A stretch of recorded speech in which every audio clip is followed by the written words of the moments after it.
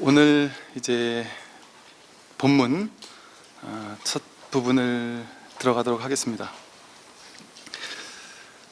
우리가 서원의 초조, 첫 번째 조사 스님을 보리달마라고 하죠. 그래서 초조 달마라고 해요. 그래서 이 달마 스님의 이제 혈맹론에서부터 이때부터가 이제 본격적인 어떤 선어록이라고 할 수 있어요. 그래서 달마 스님의 이제 혈맹론부터 해서 선어록에 담겨 있는 좀 핵심적인 부분들만 좀 뽑아놨습니다. 한번 보도록 하겠습니다. 금강경을 비유하면서 설하고 있어요. 또 저도 이제 이 부분을 첫 번째로 뽑은 것도 이게 아주 중요한 부분이라서 그래요. 금강경에서 말하기를 무릇 모습 있는 것은 전부 허망하다고 하였다. 만약 모습을 취한다면 곧 마구니에게 사로잡히게 되어 사도에 떨어진다. 삿된 도에 떨어진다. 모든 모습은 전부 허망하니 단지 모습을 취하지만 말라. 만약 부처라는 견해, 법이라는 견해, 부처라는 모습, 보살이라는 모습을 내어 공경하고 귀중히 여긴다면 스스로 중생의 지위로 떨어지는 것이다. 다만 진실로 알고자 한다면 다만 어떤 모습도 취하지 않으면 될 뿐 달리 할 말은 없다. 요 얘기로 이제 금강경은 처음부터 끝까지 딱 요 얘기를 하고 있죠. 이게 이제 무슨 얘기인지를 우리가 알아야 되거든요. 금강경에서 이제 사국의 범소유상 계시허망, 약견재상 비상 직견열애 한 정말 중요한 개성이에요. 무릇 상이 있는 바 모든 것은 계시허망, 모두 허망하다. 상이 있는 건 허망하다. 그럼 이제 상이 뭔지를 알아야 된단 말이죠. 상, 모양. 이건 우리가 컵이라고 알죠, 그죠? 보통 이제 상을 명상 이렇게 이름 붙이게 돼요. 명은 이제 이름이고 상은 모양이죠. 상이라는 것은 모양을 지닌 모든 그 모양, 이것과 저것을 구분하게 해주는 특정한 모양. 그리고 이제 이 모양에다가 사람들은 이름을 붙여가지고 이해를 해요. 그래서 이런 모양을 보면 아, 이건 컵이야 이렇게 한단 말이에요. 이런 모양을 컵이라고 하는데 이런 모양을 보면 우리는 이제 시계야 이런단 말이에요. 그러니까 이 컵과 시계가 다르죠, 그죠? 다르게 생겼죠, 그죠? 모양이 달라요. 모양이 다르다 보니까 다른 모양에는 다른 이름을 붙였어요.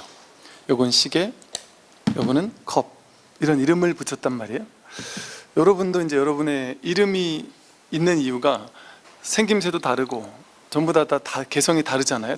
다르다 보니까 이 사람과 저 사람을 구분하기 위해서 그 사람마다 이름을 붙인단 말이에요.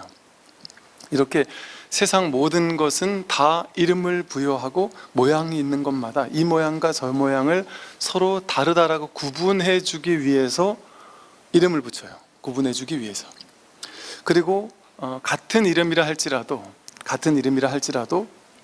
우리 마음속에서 이미지로 다르게 기억되죠. 이미지로 같은 사람, 같은 남자인데 남자 하면 그냥 뭉뚱그려 남자란 이미지가 그려지지만 남자 안에도 또 다양한 남자가 있단 말이죠. 모든 이제 언어를 통해서 그것을 규정하면서도 또 그것을 또 다르게 구분할 수 있는 이미지 모양이 다르단 말이에요. 그래서 모든 어떤 대상은 전부 다 모양을 지니고 있어요. 저마다의 모양을 지니고 또 그것은 이름을 가지고 있다. 그리고 나서 이렇게 분별된 모양을 정하는데 이건 이제 물질적인 대상만 그런 게 아니에요. 정신적인 대상도 다 마찬가지예요. 사랑, 이러면 사랑하면 사랑이라는 말에 어떤 이미지가 그려진단 말이에요. 어떤 사람은 아주 아름다운 남녀 간의 사랑을 그리는 사람도 있을 것이고 부모 자식의 사랑을 그리는 사람도 있을 것이고 사랑은 무슨 오라지를 하면서 그 사랑의 시간 대본 사람은 사랑하면 별로 안 좋은 모양, 상을 이제 그 사람은 가지고 있을 수도 있겠죠. 이렇게 정신적인 모든 것들도 이처럼 물질적인 대상도 그렇고 정신적인 대상도 그렇고 전부 다 이미지, 상, 모양을 가지고 있어요. 그래서 우리는 이 모양과 저 모양이 다르기 때문에 이 모양과 저 모양을 다르게 구분해서 안단 말이에요. 그래서 이 모양이 있는 이유가 모양을 통해서 이 모양과 저 모양이 서로 다르니까 다른 걸 보고 다르게 알기 위해서 모양이 있단 말이죠. 그러니까 얘가 예를 들어 이제 뭐 우리 길고 짧은 걸로 얘기했을 때 요게 짧은지 긴지 작은지 큰지를 보면 얘 혼자 있으면 이 모양은 작은지 큰지 알 수가 없어요. 근데 이것을 작은지 큰지 알려면 옆에 다른 모양이 딱 와서 이 모양은 좀 더 크고 이 모양은 좀 더 작구나. 그러면 얘는 작다 모양에다가 작다라는 이미지, 상, 분별상을 만든단 말이에요. 우리 안에 작다라고 분별상을 만들어요. 그리고 얘는 크다라고 분별상을, 둘이 분별해서, 분별이라는 건 나누어서 구별해서 그것을 아는 거예요. 그러니까 이렇게 이것에 비해서 이게 작으니까 이건 작다, 이건 크다, 이렇게 분별할 줄 알아요. 그럼 우리가 어느 게 더 크니 이러면 이게 더 크고 이게 더 작아요, 이렇게 분별할 줄 안단 말이죠. 근데 이 분별이 범소유 상은 계시 허망이라 그랬잖아요. 상에 있는 모든 것은 허망하다. 왜 허망하냐? 얘는 작다고 했고 얘는 크다고 했는데 얘가 작다고 한 게 임시로 인연 따라 이 인연이 왔을 때 잠시 작다라고 분별했을 뿐이죠. 근데 그 분별은 진짜가 아니죠. 실체가 아니에요. 인연 따라 잠깐 작다라는 모양을 드러냈을 뿐이지 얘는 자아가 고정된 자성이 작은 게 아니에요. 얘 본래 성품이 작은 걸로 정해져 있는 게 아닙니다. 얘가 옆에 와버리면 큰 게 돼버려요. 그러니까 이처럼 모양이라는 것은, 모양의 세계는, 분별의 세계는 분별된 상일 뿐이거든요. 분별되었다라는 것은 다른 것과의 비교를 통해서 인연 따라 잠시 그렇게 나타났다는 거예요. 그러니까 그걸 믿을 수 없죠. 분별상은 믿을 수 없어요. 이건 작다라고 하지만 이걸 작다라고 어떻게 믿을 수 있어요? 그런데 우리는 분별하는 이 세계에서 살다 보면 사람들은 이걸 작다고 굳게 믿어버려요. 이걸 딱 보자마자 저 작은 거라고 딱 믿어버려요. 그래서 남들이 야 작은 거 가져와, 그럼 이걸 딱 가져간단 말이에요. 근데 그 사람은 지금 이 작은 거 얘기한 게 아니라 저쪽 다른 작은 걸 얘기했고 이걸 얘기했을 수 있단 말이에요. 그 사람 마음속에서는 이것보다 작은 거 이거 가져오라 했는데 난 이건 줄 알고 이걸 들고 갈 수도 있죠. 이처럼 분별되는 모든 것들은 고정된 실체가 아니에요. 이제 요거라고 하니까 좀 확 덜 와닿을 텐데, 이거는 작은 것도 아니고 큰 것도 아닌데 우리는 작다거나 크다라고 말을 한다 그랬잖아요. 똑같이 모양 있는 모든 것들은 이렇게 분별상을 가져요. 여러분 자기 자신도 모양이 있죠. 나라는 홍길동이라는 이름에 그 사람이 그림 그려진단 말이에요. 그럼 여러분은 진짜 자기 자신을 만나봤을까요? 얘를 작다거나 크다거나 컵이라거나 동그랗다거나 유리라거나 이런 이미지, 모양, 개념, 이거를 개입하지 않고 이거를 만나봤나요? 그럼 이건 뭐죠? 상을 부여하지 않고 상을 빼고 상을 타파하고 이걸 만나면 만날 수 있죠? 만날 수 있잖아요. 지금 만나고 있잖아요. 그죠? 상을 빼고 이걸 뭐다라고 이름 붙이고 개념 짓고 하는 걸 다 빼고 이거 뭡니까? 뭘까요?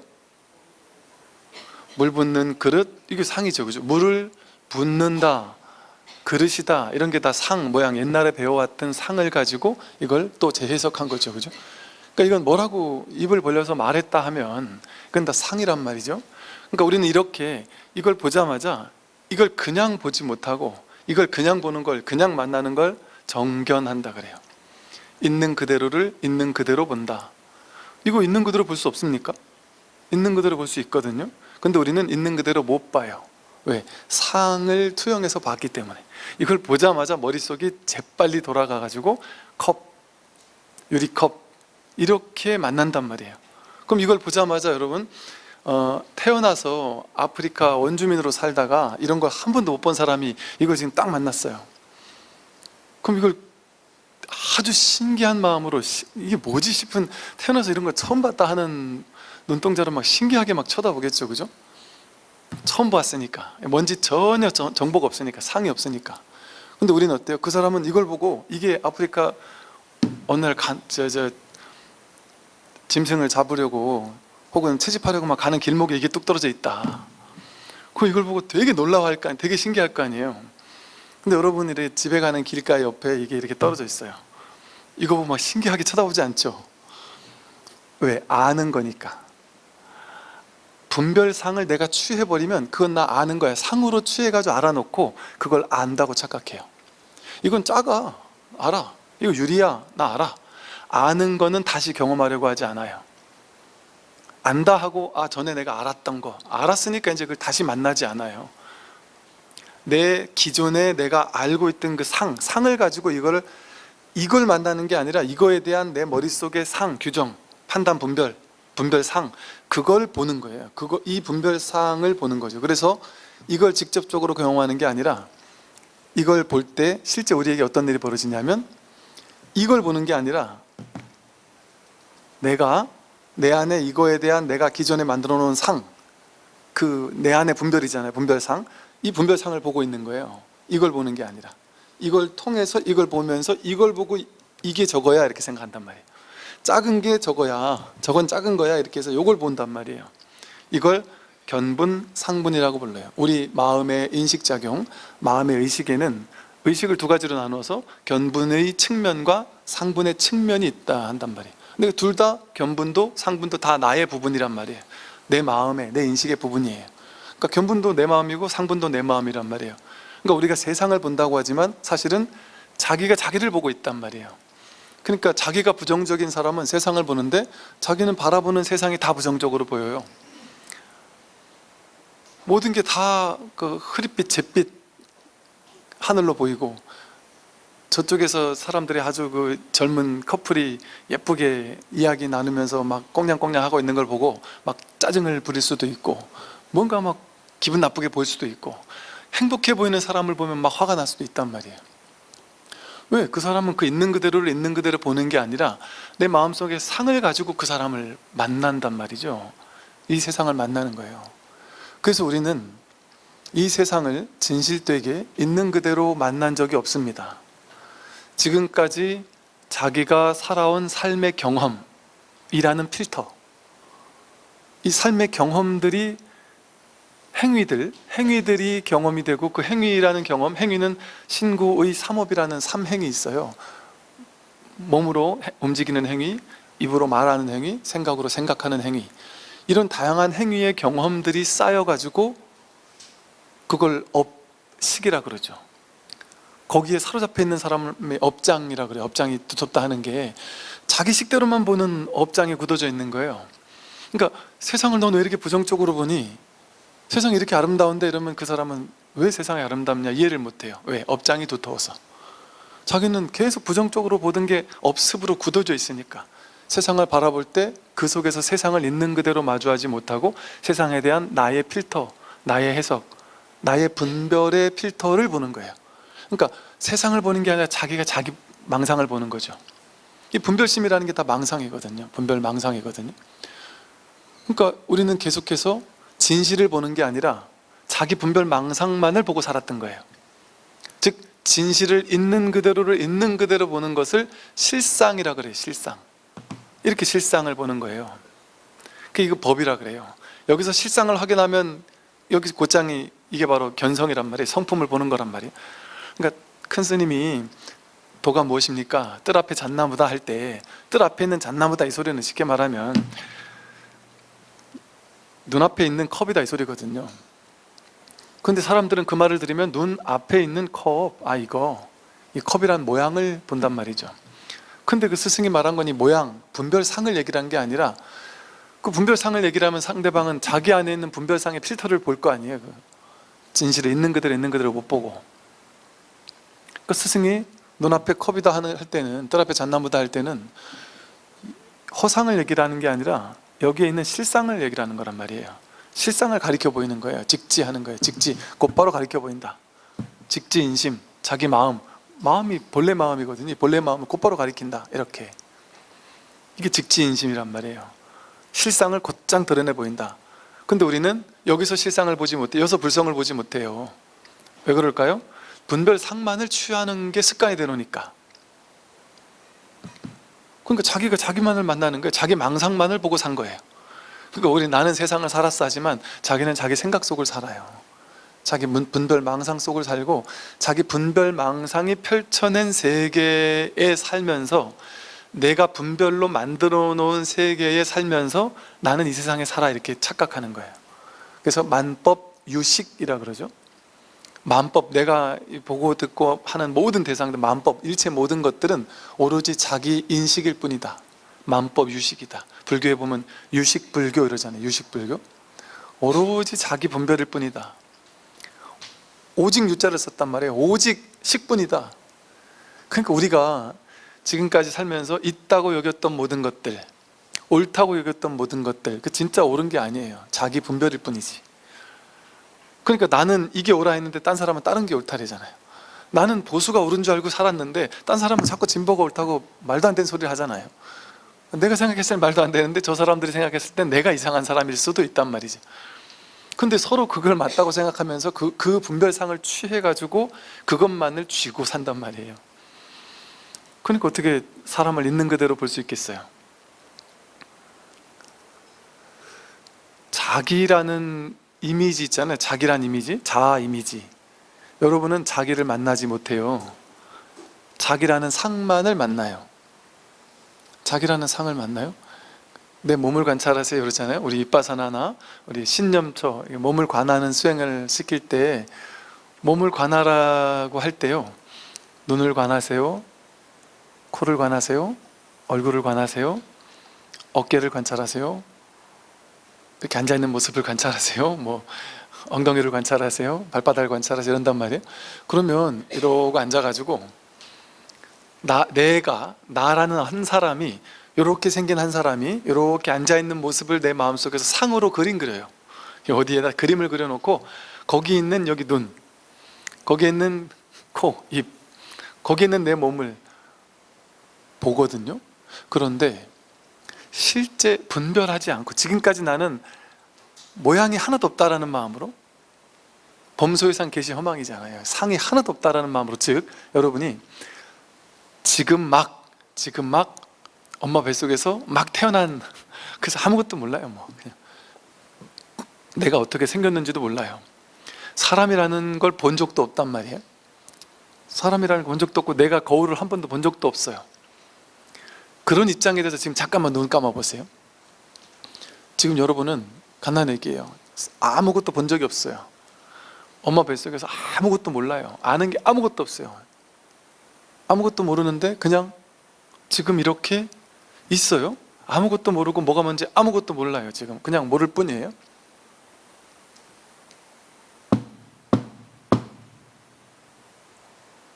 그런데 어딘가에서 이게 알아지죠. 근데 이걸 듣고는 바로 소리가 들렸네 하면 그건 생각이죠. 소리라는 분별, 들렸다는 분별, 내가 귀가 있는지 코가 있는지 눈이 있는지도 모른단 말이에요. 지금 우리는 분별을 할 수 없어요. 그런데 이거 어떻게 경험되죠? 분별을 빼고 그냥 경험하면, 내가 듣는다 이런 생각하지 말고 그냥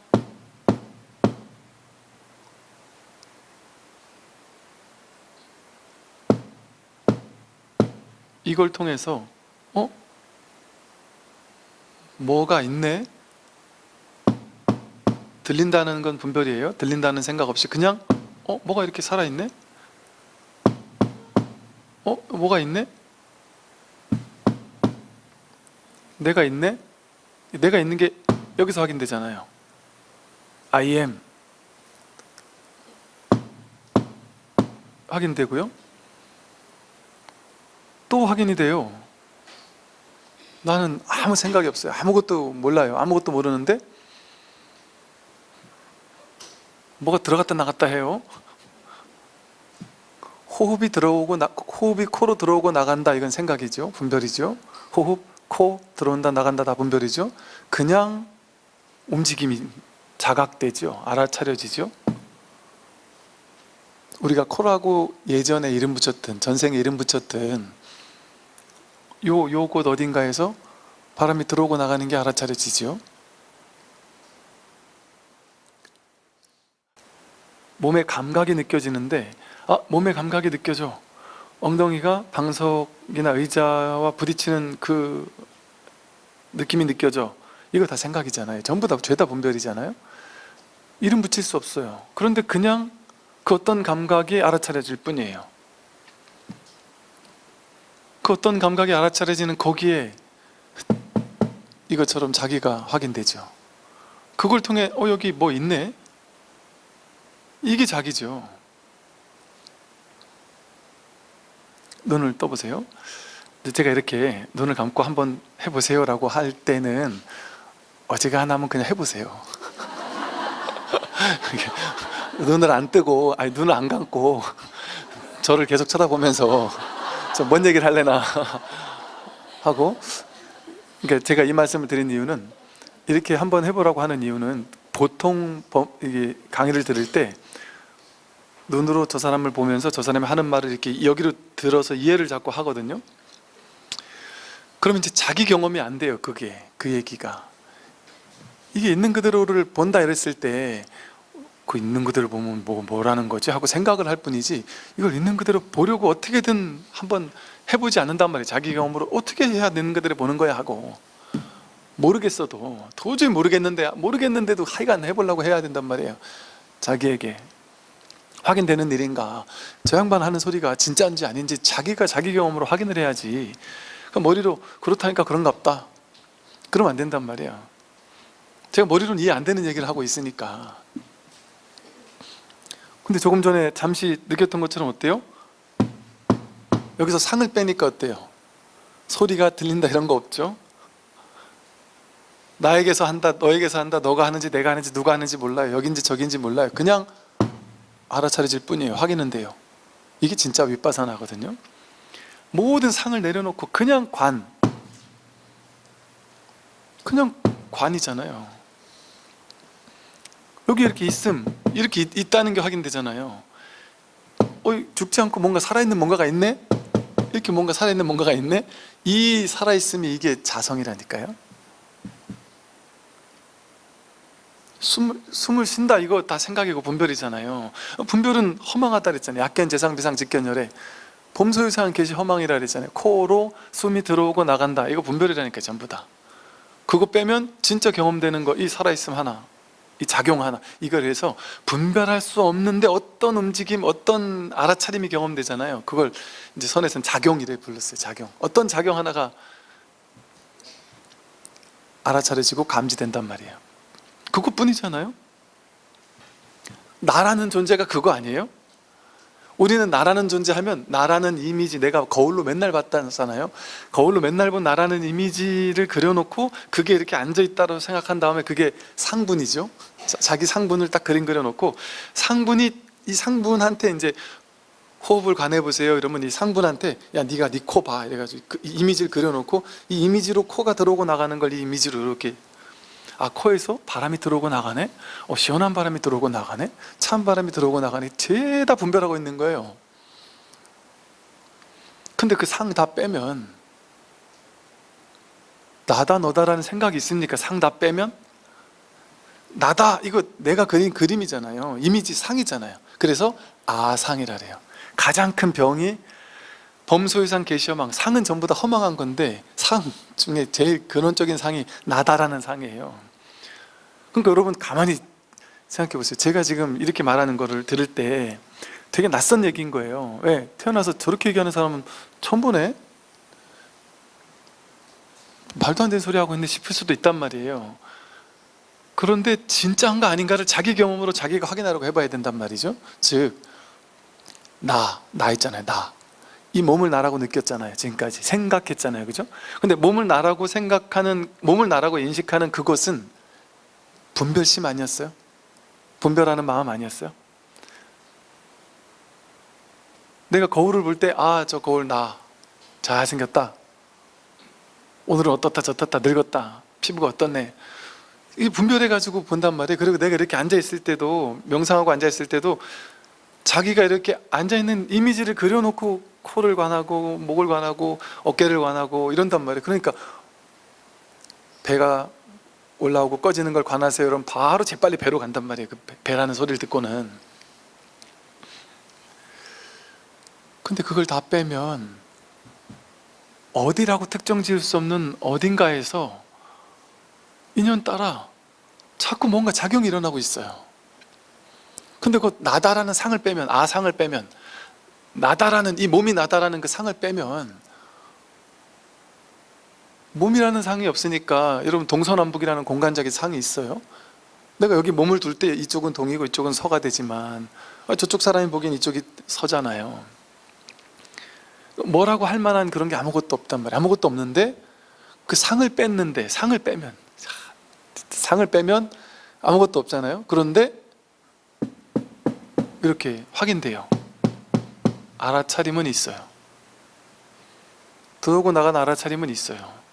이걸 통해서 여기 뭐 죽지 않고 살아있는 게 하나 있어요. 근데 우리가 굳이 나라고 한다면 이 살아있는 게 나 아니에요? 이 살아있는 게 나 아닌가요? 이 자기를 이렇게 경험하지 않아요, 사실은? 자기가 이렇게 경험되지 않나요? 이렇게 자기가 경험되지 않아요, 사실은? 근데 우리는 지금까지 이렇게 직접적으로 자기를 경험하지 않았고 생각이라는 필터를 거쳐서 자기를 봤잖아요, 경험했잖아요. 간접 경험밖에 못한 거예요. 생각의 필터를 거쳐서 내가 지금까지 살아오면서 경험해왔던 모든 삶의 경험이 난 줄 알고, 내 명함이 나인 줄 알고, 내가 거울을 보면서 사진 찍어놨던 그걸 상이라 그래요. 사진 찍어놓은 거. 그 사진 찍어놓은 거를 다 죄다 엮어가지고 그걸 난 줄 알고, 그래서 나 이러면 누가 나에게 얘기하면 나한테 너가 어떻게 이럴 수 있어. 전부 다 그 나 가지고 살지 않았습니까, 우리? 전부 다 그 나를 붙잡고 살았잖아요. 전부 다 그 나 붙잡고 살았잖아요. 근데 그거는 내가 업식으로 만들어 놓은 나잖아요. 그러니까 내가 옛날엔 잘 나갔는데, 그게 옛날엔 잘 나갔는데가 지금 뭔 상관이 있어요? 그게 생각이잖아요. 생각. 상이잖아요. 상. 분별상이잖아요. 분별상을 지금 여기서 떠오른 거 아니에요? 분별상이. 기억 하나가 떠오른 거 아니에요? 그 기억이 어떻게 입력돼 있어요? 분별된 상으로.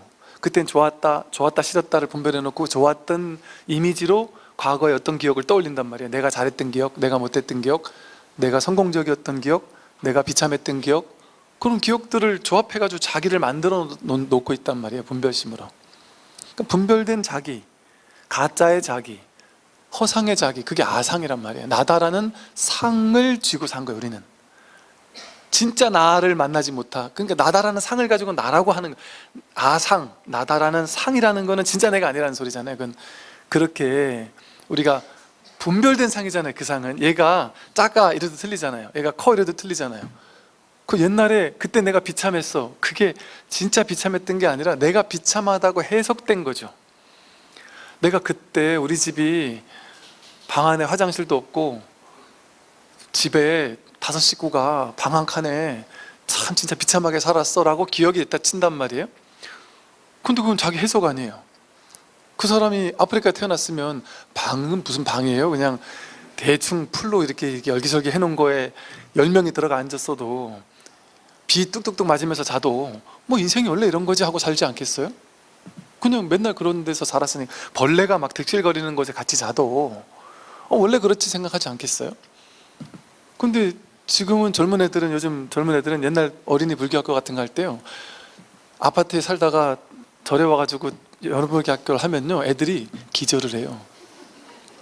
모기, 파리, 심지어는 뭐 돈벌레 같은 거 있잖아요. 뭐 심지어 지네, 뱀, 별의별 걸 다 보는데 자다가 바로 옆에서 막 기어다니니까 소리 막 괴성이 들리면 막 쫓아가요. 이제 선생님들이 스님들이 막 쫓아가면 벌레를 보고, 왜 그래? 그랬더니 자기는 벌레 공포증이 있다 이런 얘기를 하더라고요.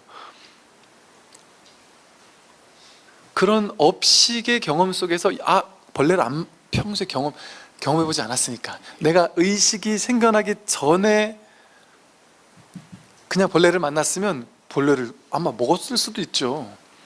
그냥 손이 잡히는 거 다 입에 갖다 집어넣으니까. 그럼 맨날 보면서 그러고 자랐으면 벌레를 무서워했겠어요? 전혀 안 무서워했을 거예요. 근데 주변에서 엄마 아빠가 벌레 보면 깜짝 놀란 걸 보고 벌레 보면 놀라야 되는구나, 벌레 또 안 받고, 그러니까 그런 식의 분별로 벌레 공포증이 생긴 거지. 그래서 옛날 저희 그 수련대 같은 거 가면 이런 거 하는 때도 있었어요. 수련대 가면 일부러 이제 벌레 공포증 그거 진짜냐? 아니면 너 마음속에 만드는 상이냐? 벌레가 무섭다는 거 진짜야? 벌레가 더럽다는 거 진짜야? 뱀이 무섭다는 거 진짜야? 개구리가 징그럽다는 거 진짜야? 진짜인지 아닌지 실제 자기 경험으로 확인해보자. 지금까지는 회피했는데, 거부했는데 회피하지 말고 그냥 내 마음이 이걸 볼 때 어떤 마음인지를 관찰하면서 그걸 한번 만져보자. 그게 좀 쉬운 거부터. 귀여운 개구리 같은 거 하나 이렇게 해서 애들한테 와서 한 번씩 이렇게 만지라고 가고 만지라고, 처음엔 저 못해 하다가 그 다음 좀 큰 개구리, 그러다가 나중에는 작은 독 없는 뱀 있잖아요. 뱀을 만지게 한다니까요. 그럼 처음에 기절을 해요. 그럼 나중에 만진단 말이에요. 벌레들을 그냥 만진단 말이에요, 나중에는. 그러면서 깜짝 놀라요. 아, 이게 되네? 안 되는 게 아니네? 그리고 나는 죽어도 발표 못해요, 이런 사람 있잖아요. 그냥 정말 너무너무 쉬운 거, 간단한 거 하나를 발표하라고 하면서 모두에게 열광을 하라고 시켜요. 그러니까 그 사람 앞에 나와가지고 난 한마디도 못해요 이러다가 한두 마디 했는데 막 열광을 하니까 두세 마디 더 하고 서너 마디 더 하게 돼요. 그럼 그 다음에 내가 발표할 게 있어 또 지가 발표를 해요. 그러면서 이제 나중에 마음 나누기를 해보면, 와, 나 이런 경험 처음이에요. 내가 앞에 나가서 얘기할 수 있다라는 이런 사람인지 몰랐어요. 이게 다 왜 이런 수련대 같은 데 가서 이런 걸 자꾸 하겠어요? 모든 거 하나하나가 다 자기가 만든 상이라는 사실을 직접적으로 체험하게 해주는 거예요. 작은 거 하나에서부터.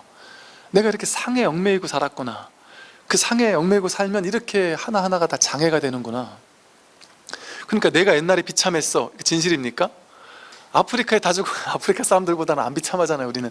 나는 가난했고 우리 집은 가난해서 비참했어, 그거 상이잖아요. 우리가 만든 상이잖아요. 친구들이 나를 왕따를 만들어가지고 난 그때 트라우마가 있어, 그 자기가 만든 상이에요. 그 친구들이 그렇게 얘기했죠, 그죠? 그 얘기한 것을 내가 취했단 말이에요. 그걸 무섭다 두렵다 하고 상으로 굳어진 거예요. 자기가 취했단 말이에요. 취사가 상으로 이렇게 내 안에서 이렇게 쌓인 거예요. 그리고 특정한 상이 과도하게 어떤 충격적으로 쌓이게 되면 그게 하나의 트라우마를 남기기도 하죠.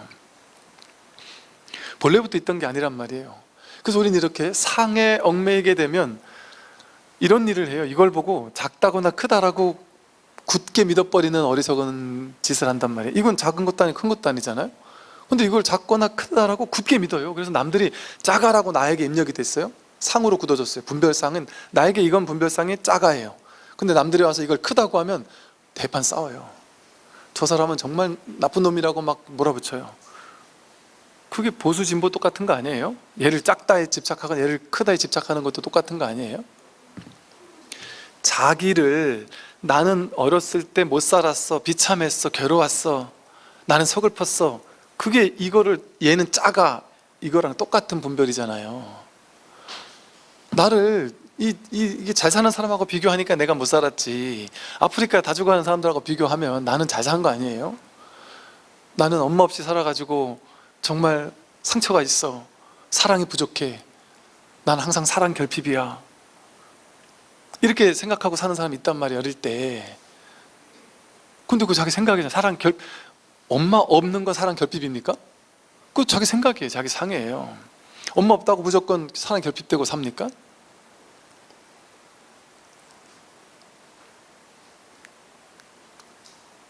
저도 한때 엄마 없이 살았거든요. 그건 뭐 결핍 없었어요. 그러니까 그것이 그때는 결핍이었다가 나중에 시간이 지나고 어느 정도 이렇게 성장하고 하면서 옛날에 엄청 충격적으로 괴로웠던 게 그게 다 극복되는 사람들 있죠. 가난이 결핍이라고 생각하면서 비참하다고 생각하면서 남들 앞에 가난을 보이기 싫어서 막 상처였던 사람이 있어요. 근데 이 사람이 나중에 승승장구하고 잘 되고 돈도 많이 벌고 해서 돈에 대한 미련이 없어졌어요. 그러면 이 사람은 어지간해서는 옛날에 그 돈으로 인한 상처 같은 것들이 좀 치유가 될 수도 있잖아요. 또 옛날에 못하던 거를 어느 순간 해보고 나서 아, 이거 되는 거네 하고 그게 트라우마가 치유될 수도 있잖아요. 벌레 공포증이 어느 순간 사라질 수도 있잖아요.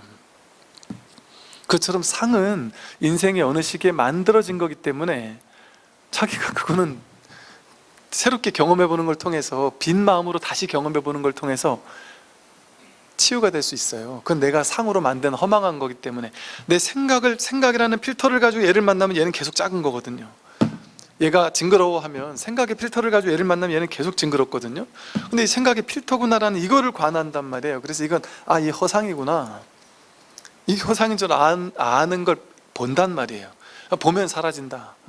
분별을 명확히 있는 그대로 볼 때 그게 허상인 것을 깨닫게 된단 말이죠. 그럴 때 거기서 노연할 수 있는 지혜도 생기게 돼요. 이와 같이 자기라는 상을 딱 만들어 놓고는 나는 잘났어, 나는 못났어. 지금도 그러고 있잖아요. 지금도 나는 그때 진급을 했어야 되는데 못해서 나는 비참해, 괴로워, 능력 없어. 자식도 아내도 나를 좀 못난 사람으로 보지 않을까? 혹은 나는 지금 이런 사람이고 나는 저걸 못해서 이런 사람이야, 나는 저걸 못해가지고 이런 사람, 이런 거 있잖아요. 지금도 자기에 대한 상이 있잖아요. 그 상을 가지고 자기를 만나잖아요. 그러니까 이게 얼마나 비참한 일입니까? 자기가 진짜 자기를 못 만나고 가짜 자기 생각 속에 거짓으로 만들어 놓은 그 가짜 자기만 지금까지 만나고 살았다는 게, 이거는 뭐 충격적인 일이죠. 그리고 이거는 말도 안 되는 일이죠. 이건 되지도 않는 일이죠. 그 일을 우린 지금까지 하고 있었단 말이에요. 자기를 분별상을 가지고 자기 생각이라는 거짓된 필터를 가지고 만난다, 허상을 가지고 만난다, 이게 제일 해서는 안 되는 일 아니에요? 근데 우린 전부 다 병이 들어있죠. 분별된 상을 가지고 자기를 보고 세상을 보고 남들을 보는 병. 그러니까 제가 이런 말 했던 거예요.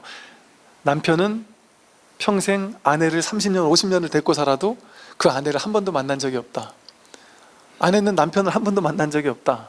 자기 생각 속으로 규정한, 내 생각 속으로 내 남편은 이런 남편이야 라고 삶의 경험에서 축적된 업식이라는 필터를 가지고 그 남편을 만나는 거예요.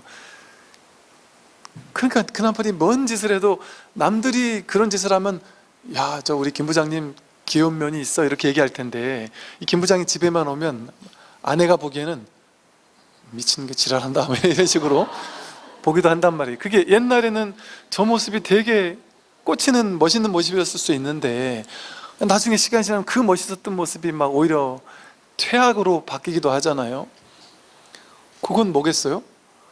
그 모습을 딴 사람은 좋아하는데 나는 싫다. 그럼 나는 죽을 때까지 그 사람을 내 필터로만 보겠다는 소리 아니겠어요?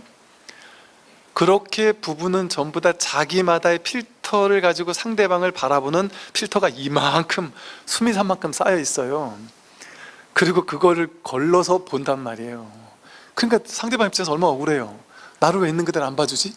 네가 봐주게 했냐? 이렇게 얘기를 할지언정 계속 그 상을 가지고 본단 말이에요. 그런데 남편이나 아내만 그런 걸로 보겠어요?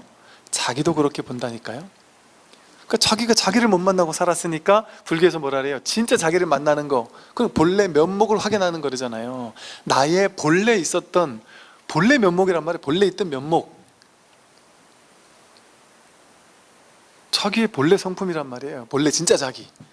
진짜 자기를 만나려면 어떻게 해야 돼요? 간단하다니까요. 견성, 금강경이 견성을 말하고 있다니까요. 뭐가 견성이에요? 범소유상이 계시 허망한, 상이 있는 모든 건 허망한 줄만 알아서. 그러나 상을 안 쓸 수는 없어요. 회사 취직했는데 야 신입 컵으로 물 떠와, 이러면 컵을 알아야지, 분별할 줄 알아야 컵을 쥐고 물을 떠가지고 갖다 주지요. 근데 잘못 우리가 상을 깨면, 스님 상을 깨면 어떻게 살아요? 컵으로 물 떠와 이랬는데 저에겐 컵도 없고 물도 없습니다. 저에겐 상이 없습니다. 아무것도 못해요. 그러면 그래서 이 상이 완전 사라지는 게 아니라 상을 상인 줄 알고 허상인 줄 알고 쓰게 돼요. 이제 그럼 이걸 컵인 줄 알고 물을 뜰 줄 알고 다 할 줄 아는데, 여기 이거를 크다 해도 집착하지 않고 작다 해도 집착하지 않고, 이걸 가지고 이 컵을 가지고 우리가 자유자재로 찬물도 빼먹고 뜨거운 물도 빼먹잖아요. 그러니까 내가 예쁜 컵 있으면 자기 애착 가는 컵 있잖아요. 그걸 가지고 내가 이렇게 써먹는단 말이에요. 근데 쓰다 보면 너무 내 스타일의 컵이 있어서 되게 애지중지하는 거 있잖아요. 그런 게 있을 수 있죠. 사람마다. 옷도 예쁜 옷이 있을 수 있고, 그럼 거기에 집착이 생겨가지고 남들이 딴 옷 입는 거 뭐라고 안 그러는데, 뭐 우리 가족 중에 형제 중에 누가 딴 옷을 내 걸 그냥 내가 제일 애지중지하는 걸 입었다 그러면 화가 버럭 나잖아요. 왜? 여기 내가 애착하기 시작했으니까. 그 옷처럼, 내가 좋아하는 특별한 컵처럼, 이거 있잖아요. 이거 몸뚱이, 이 몸뚱이가 컵은 잠깐 쓰다 버리잖아요. 옷도 쓰다 버리잖아요. 덩치 커지면 옷도 버리잖아요. 아무리 애착했어도. 근데 얘는 덩치가 커지는데도 안 버리잖아요. 어릴 때보다 10대 때보다 20대 때 자꾸 커지고, 얘는 계속 안 버리고 가지고 있잖아요. 그러다 보니까 얘한테, 여러분 자동차 이제 막 산 자동차에도 집착하잖아요. 어제 군인들 보면은 지난 휴가 때 나가가지고 완전 뿅 가가지고 이제 막 사겠다 뭐 그러는데, 그 다음 휴가 나갔다 들어와가지고는 제 인생의 전부입니다 막 이래요. 전 그 친구에 내 목숨을 바칠 수 있습니다 하면서 막. 언제 봤다고? 엊그제 본 거 가지고도 목숨 바친다 그러잖아요. 그렇게 집착은 한번 훅 사로잡혀 버리면 그걸에 목숨까지 걸 정도의 위험한 거라니까요. 그러니 얘는 어떻겠어요? 얘는 얼마나 집착이 많이 되겠어요. 우리가 얼마나 많은 집착을 하며 지금까지 살았겠어요. 업습으로 집착하는 게 완전 습이 됐단 말이에요. 그러니까 이 아상 아집을 놓기가 쉽지 않은 거예요. 나라는 집착. 근데 이 아상 아집, 나라는 집착만 놔버리면 아인 중생 수사상이 다 깨진다니까요. 아상이 깨지면 법상도 같이 깨진단 말이죠. 그럼 보세요. 지금 여러분이 괴로운 이유는 뭐겠어요? 아상 때문에 괴롭죠. 내가 이런 사람, 나는 내 마음속으로 그림 그린 나라는 상이 있어요. 내가 추구하는 나는 좀 더 부자였으면 좋겠고, 좀 더 건강했으면 좋겠고, 좀 더 예뻤으면 좋겠고, 뭐 내 자식도 좀 더 잘 됐으면 좋겠고, 내가 추구하는 바에 나라는 이미지가 그림 그린 게 있어요. 그런데 실제의 나라고, 내가 지금 나라고 믿어지는 이미지가 또 있어요. 그러니까 이 이미지를 저 이미지로 옮겨가도록 만들어야 되니까 얼마나 힘들어요. 근데 시간은 내 편이 아니거든요. 시간은 가면 갈수록 나는 더 예뻐지고 싶은데, 더 젊어지고 싶고, 더 건강해지고 싶은데, 시간은 가면 갈수록 점점 더 쪼글쪼글해지고 아파지고 그런단 말이에요. 그러니까 시간 가면 갈수록 점점 더 괴롭죠. 그러니까 저 집안에 연세 드신 분들이 많은 거예요. 젊은 사람은 아직 상이 이렇게 쌩쌩하잖아요, 이게. 근데 나이가 들면 들수록 점점 내가 옛날에 잘 나갔던 상들이, 이게 나야라고 생각했던 상들이 하나하나 깨지기 시작하잖아요. 내가 작아지기 시작한단 말이에요. 그럴 때 충격을 받는 거예요. 그래서 이제 진실을 찾고 싶은 거예요. 그 진실을 만나려면 자기라는 이게 허망한 상인 줄 알아야 돼요. 내가 나라고 딱 애증해왔던 얘가 허망한 상인 줄 알아야 돼요. 인연 따라 얘가 작아졌다 커졌다 된다 그랬죠, 그죠? 그럼 여러분도 어때요? 나라는 상도 어때요? 인연 따라, 그때는 내가 찌질했기 때문에, 사람이 살다 보면 언젠가는 또는 누군가한테는 또 어떤 인연에서는 찌질해 보일 수도 있잖아요. 그럴 수 있거든요. 그때는 내가 찌질했기 때문에 사람들이 나를 왕따를 했나 보다. 그 인연에 따라서 내가 왕따로 좀 대우를 받았구나. 근데 그거는 인연이 지났잖아요. 그럼 지금도 왕따가 아니잖아요. 그런데 그걸 쥐고 있는 사람은 어떠겠어요?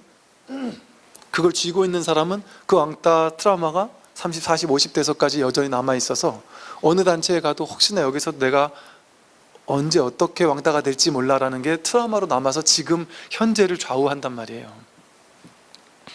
근데 상에 얽매이지 않는 지혜로운 사람이라면, 상에 끌려다니지 않는 사람이라면, 과거에 어느 시기에 어떤 인연 속에서 만들어진 트라우마 있잖아요. 상처, 나라는 모양 있잖아요. 아상, 나라는 모양, 그거는 그때 만들어진 허망한 모양인 줄 알아야 돼요.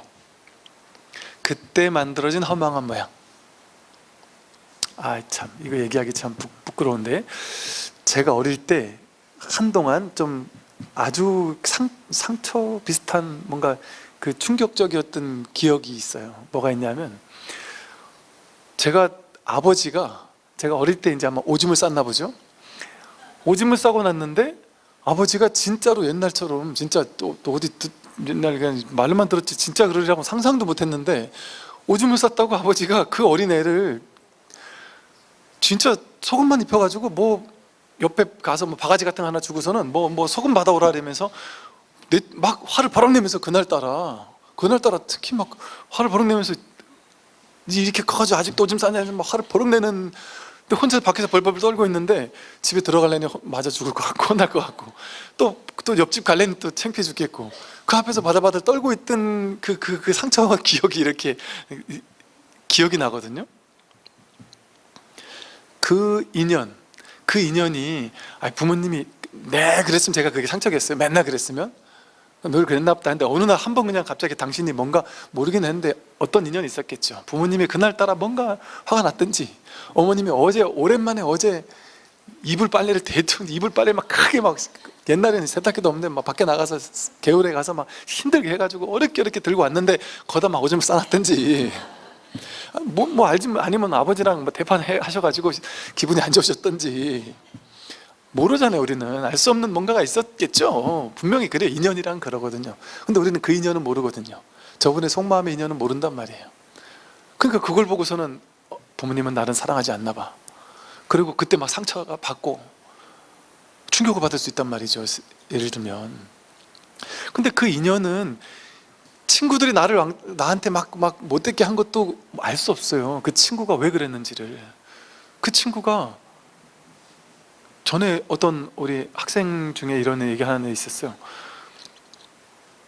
부모님이 저는 그 얘기 듣고 진짜 충격적이었거든요. 근데 저렇게까지는 아니지 않을까 했는데 이 친구는 되게 공부 잘하는 아이였거든요. 그래서 우리 학생회에서는 제일 인기가 많고 공부 잘하고 뭐 이러니까 똑똑하고 하니까 인기가 많았어요. 그런데 나중에 마음 나누기 하고 이러는데 보니까 그 충격적인 얘기를 해서 남들이 전부 다 깜짝 놀랐어요.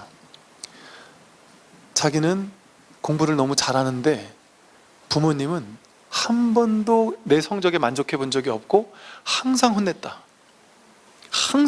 이것밖에 못하냐 항상 혼냈고 또 그 친구 말고 또 그 전에 있던 또 다른 친구는 뭐라 했냐면 아버지가 워낙 뭐 좋은 대학 나오고 잘 나가는 분이었대요. 그 아버지가 얘가 공부 되게 잘하거든요. 전교 1, 2등을 항상 하는데 아버지가 공부 못한다고 몽둥이로 너무 많이 때려가지고 그 기억이 항상 그게 막 상처 이런 거죠. 근데 희한하게 그거를 감추려고 어떻게든 감추려고 하고 살았던 거죠. 그러니까 본인은 막 더 힘든 거죠.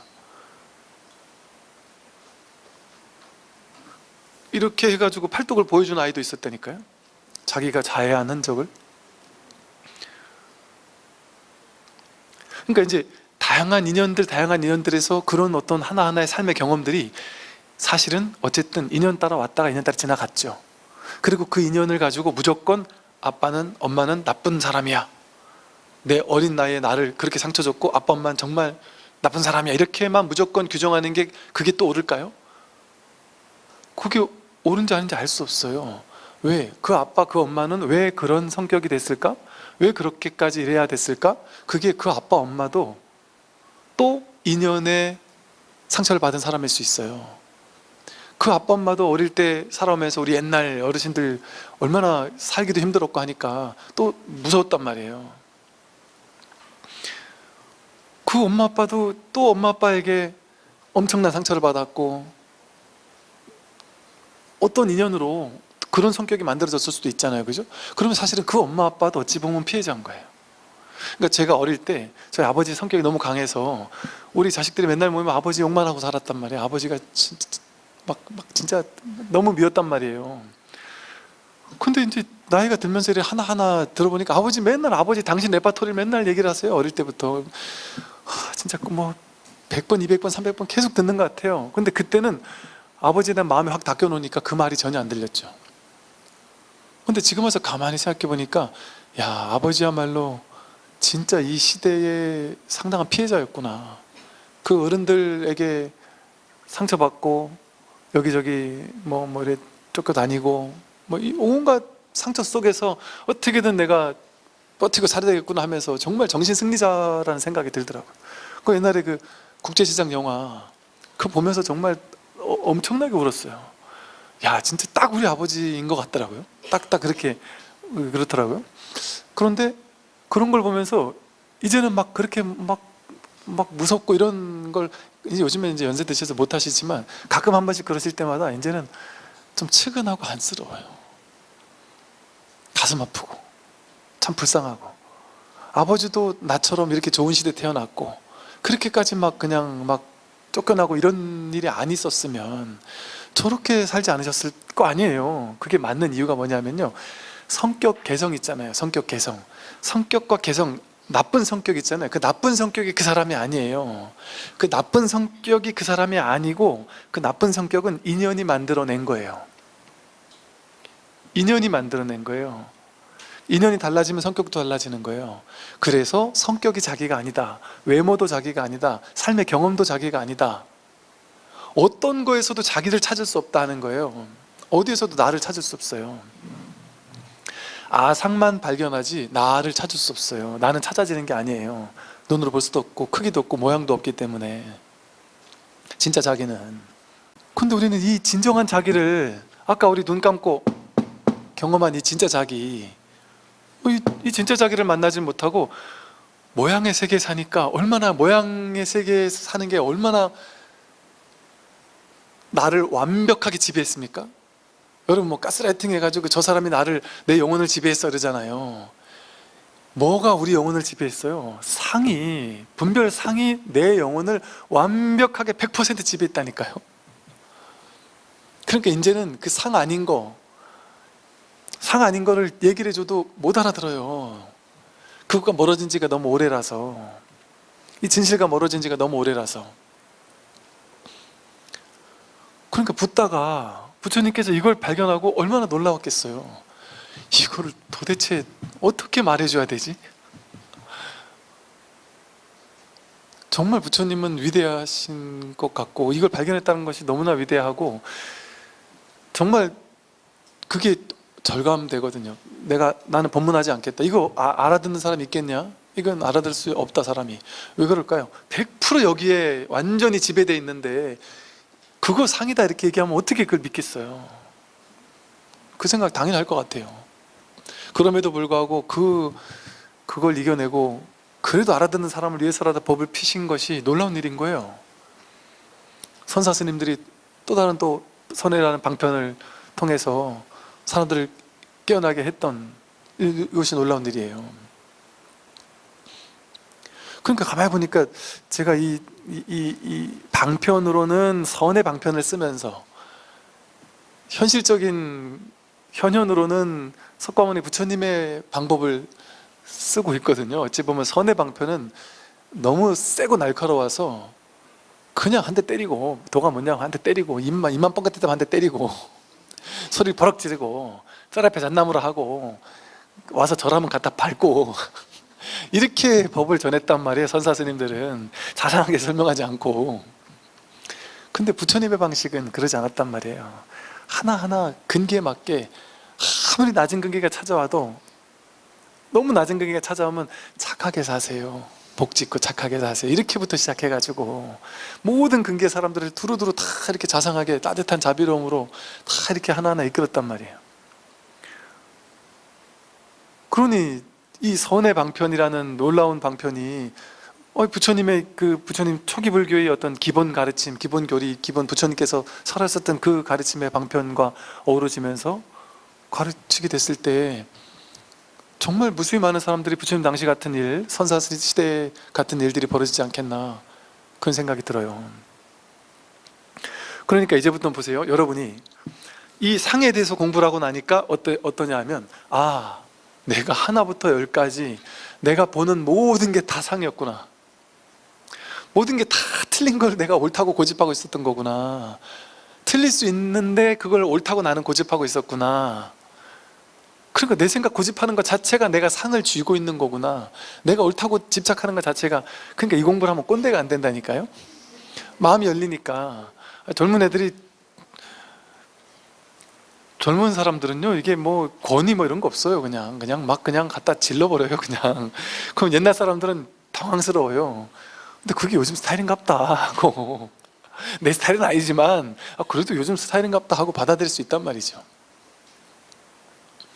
마음을 열어야 돼요. 그래서 여러분, 제가 요즘에 1.5회 때 바이런 KT 이야기를 하잖아요. 바이런 KT 4가지 질문 이야기를 하잖아요. 이 바이런 KT 4가지 질문을 제가 공부하면, 이렇게 제가 설법을 하면서 다시금 더 깊이 있게 보니까 이게 정말 기가 막힌 방편이에요. 분별망상을 깨주는 방편. 생각하는 거 전부 다 분별이다 이러면 어떻게 알아들어요 그걸. 그러면서 우리가 막 화가 난단 말이에요. 도대체 불교에서는 스님들이 자기도 모르는 거 아니야? 툭한 분별이래. 툭한 분별망상이래. 뭐 전부 다 분별망상이래. 입만 뻥끗했다 하면 다 분별망상이래. 나도 스님 하겠다. 뭔만 말만 하면 분별망상이다 이렇게 하면 끝나니까. 화가 난단 말이에요 나중에는. 근데 왜 분별망상이라고 하는지 아시겠죠? 전부 다 상이니까. 전부 다 상이니까. 상을 모양 하나 이름 하나 붙였다면 전부 다 상이잖아요. 전부 다. 거기에 찌들어 있는 병이 너무 깊잖아요 우리가.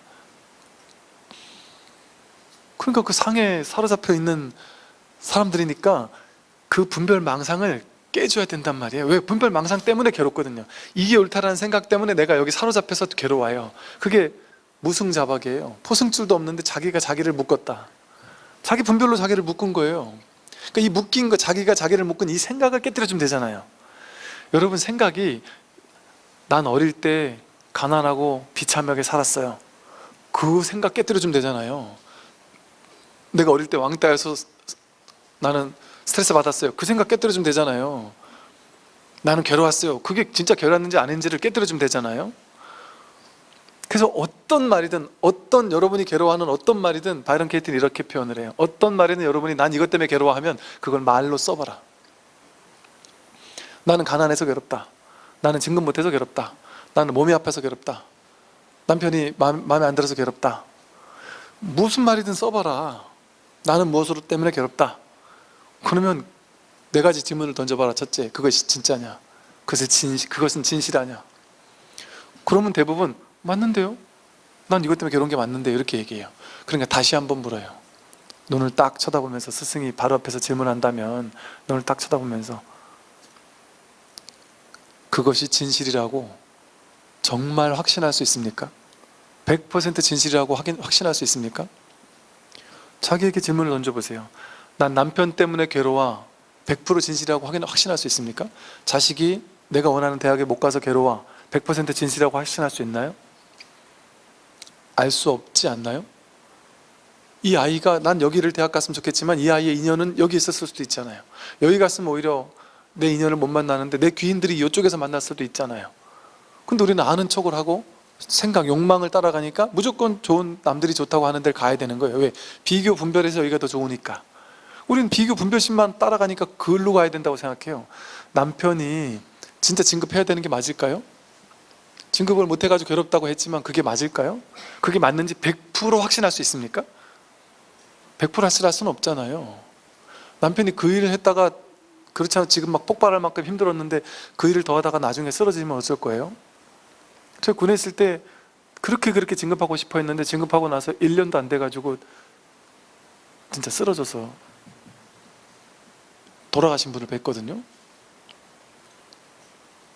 그 자리, 그걸 딱 하면 아주 힘든 자리에 가야 되는데 그렇지 않아도 이분은 막 엄청 쌓여 있었는데 거기 가서 너무 힘들어. 이런 일들도 있을 수 있단 말이죠.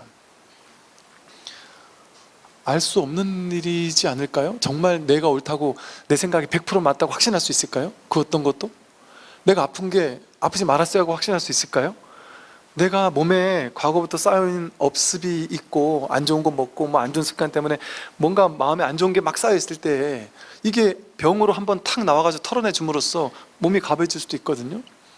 나중에 이게 쌓이고 쌓이다 보면 나중에 큰 병으로 확 올 게 단타로 여러 가지 병이 오는 걸 통해서 내가 풀려나갈 수 있단 말이죠. 예를 들면 어떻게 알 수 있어요? 이거 100% 확실한지. 내가 가난해서 괴롭다, 이게 진실인지 100% 확신할 수 있습니까? 나같이 가난한데 괴롭지 않은 사람도 있잖아요. 그럼 가난해서 괴로운 게 아닐 수도 있잖아요. 이런 것처럼 그걸 100% 진실인지 확신할 수 있습니까? 라고 질문하면 자기 스스로에게 질문을 던져서 자기가 경험으로 확인해 보는 거예요. 그러면 그렇지, 100%는 아니지, 100%는 아니지, 그게 아닐 수도 있죠, 이렇게 얘기한단 말이에요.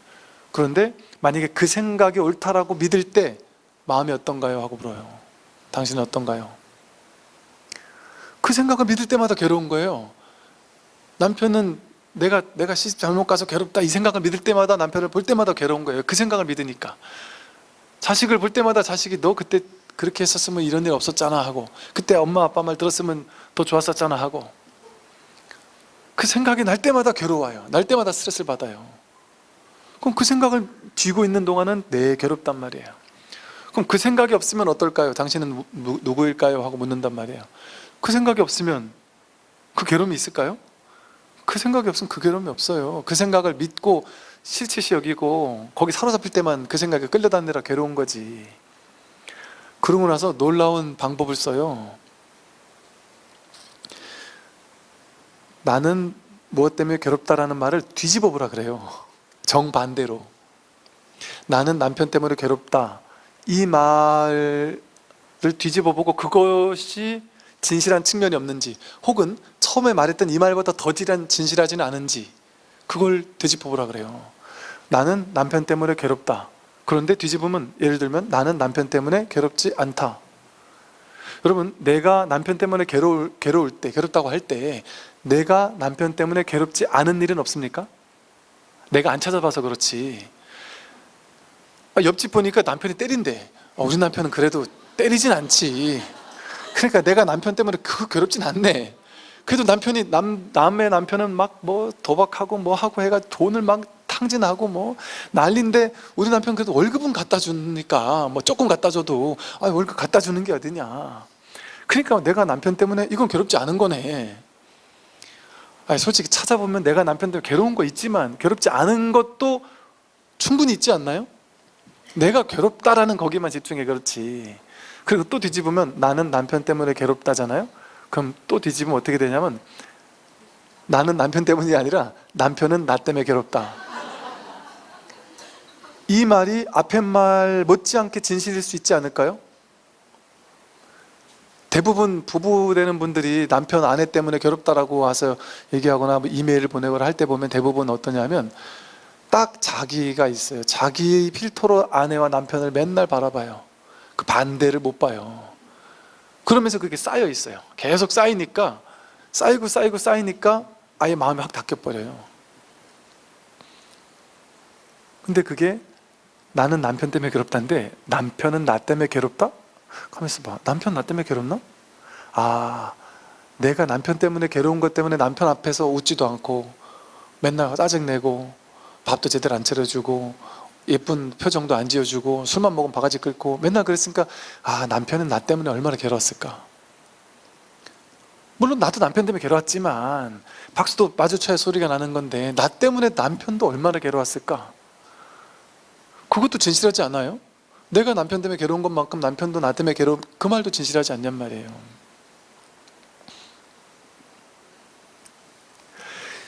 자기가 생각하던 분별망상을 완전 뒤바꿨는데도 불구하고 그것도 진실한 측면이 있네?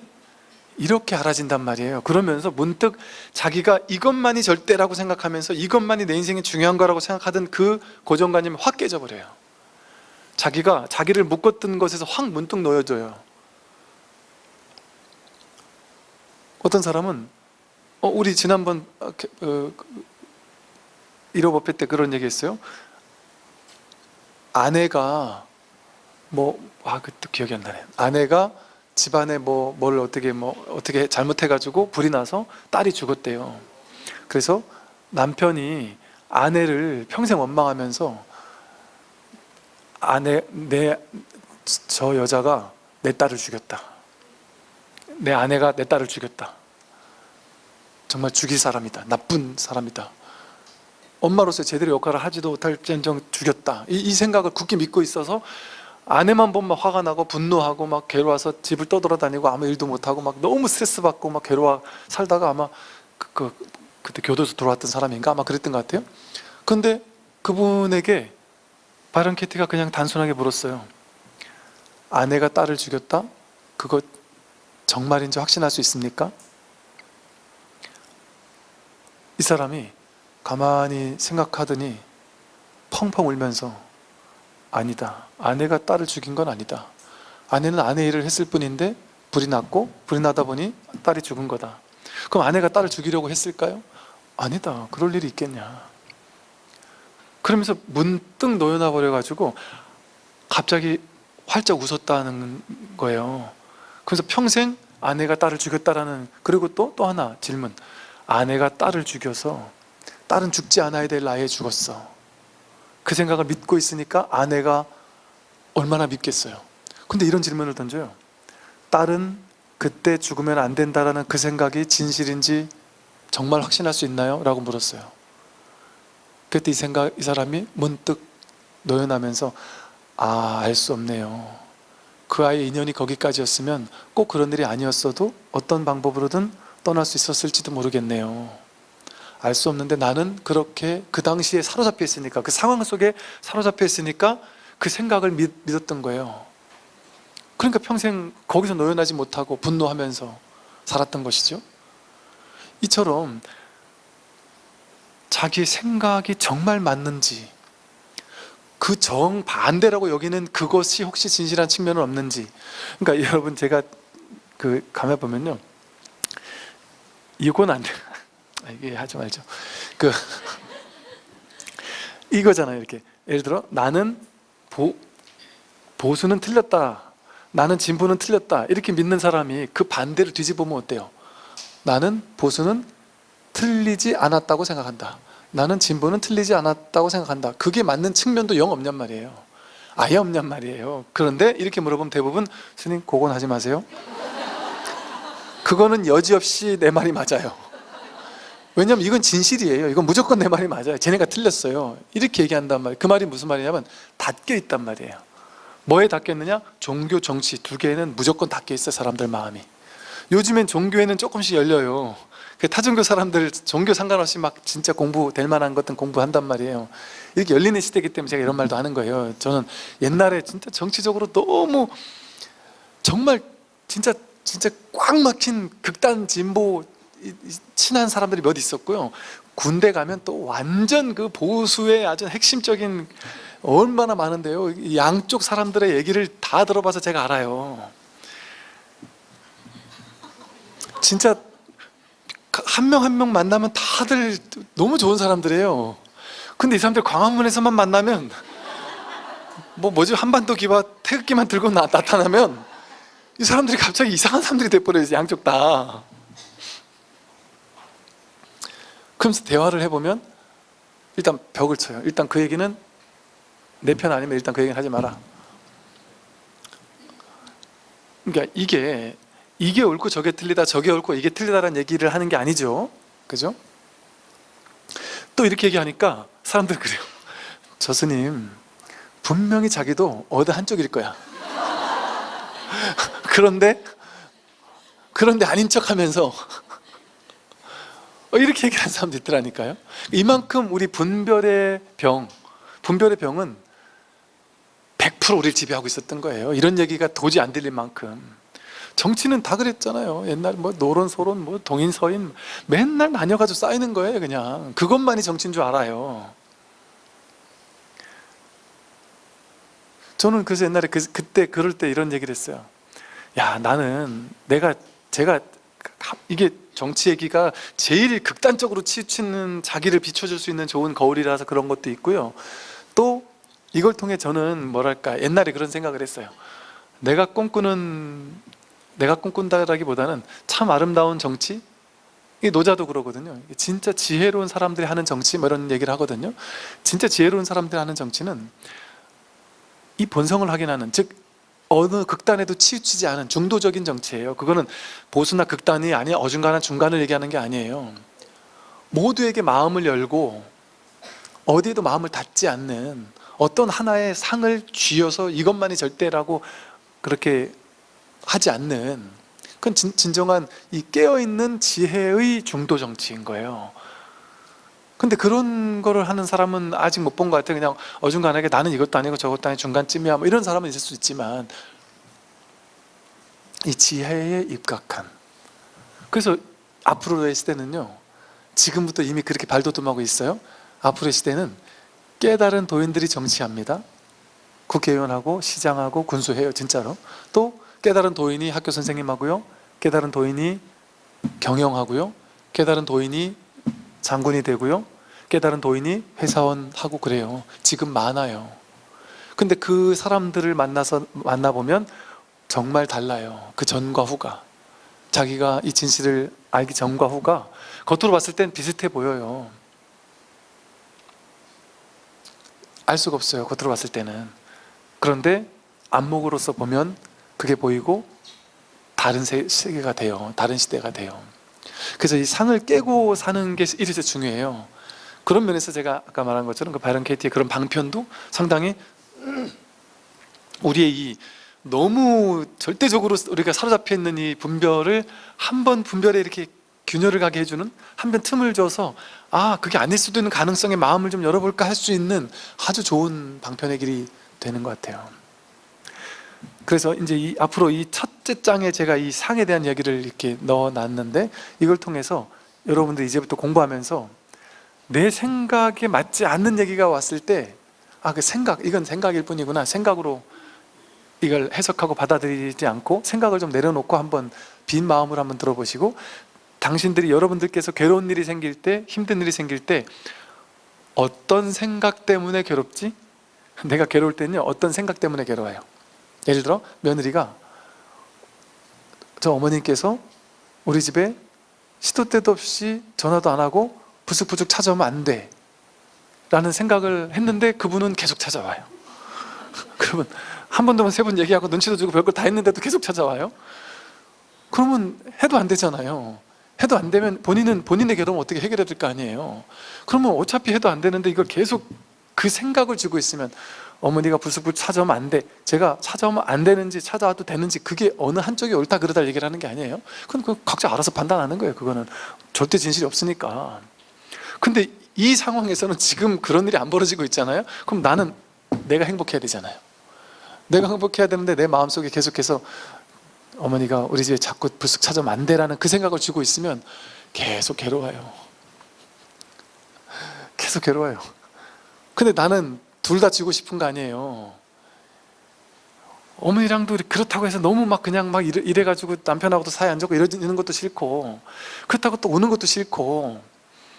그러면 가만히 생각해 보면 그 괴로움 어디서 왔느냐를 가만히 따져보면 찾아오면 안 된다라는 그 생각이구나.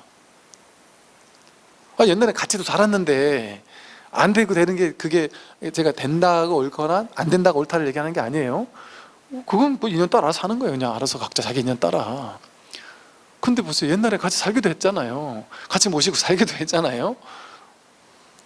근데 딴 데 있다가 한 번씩 와주니까 얼마나 좋아요. 다르게 생각하면. 그 반대의 측면 없느냐 말이죠.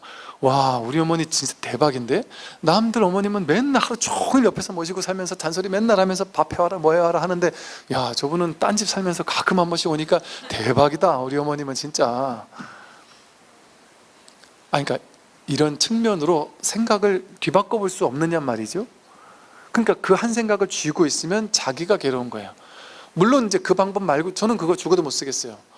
근데 그걸 죽어도 못 쓰겠으면 어떻게든 대판 싸우든 어떻게 해서 어떻게 결론 냈겠죠. 근데 그것도 싫잖아요.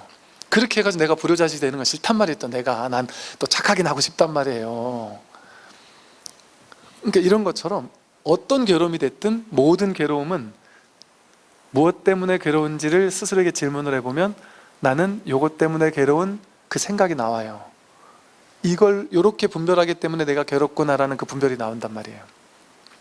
그럼 그 분별 한번 뒤집어 보세요. 그게 진짜 확실한지, 이 생각이 정말 옳은지를. 그 반대인 게 오히려 더 옳지는 않을까? 한번 생각해 보면 어때요? 분별에 내가 그동안 견고하게 이것만이 절대 진실이라고 생각했던 내 생각이 옳고 쟤네는 틀렸어, 요즘 것들은 다 틀렸어, 그 생각에 균열이 갈 수 있어요. 그래서 비로소 이제 그들과 함께 화합할 수 있고 화해할 수 있고 받아들일 수 있는 지혜가 생겨날 수 있어요. 그러면 내가 살죠. 나부터 살아요. 나부터 행복해지죠.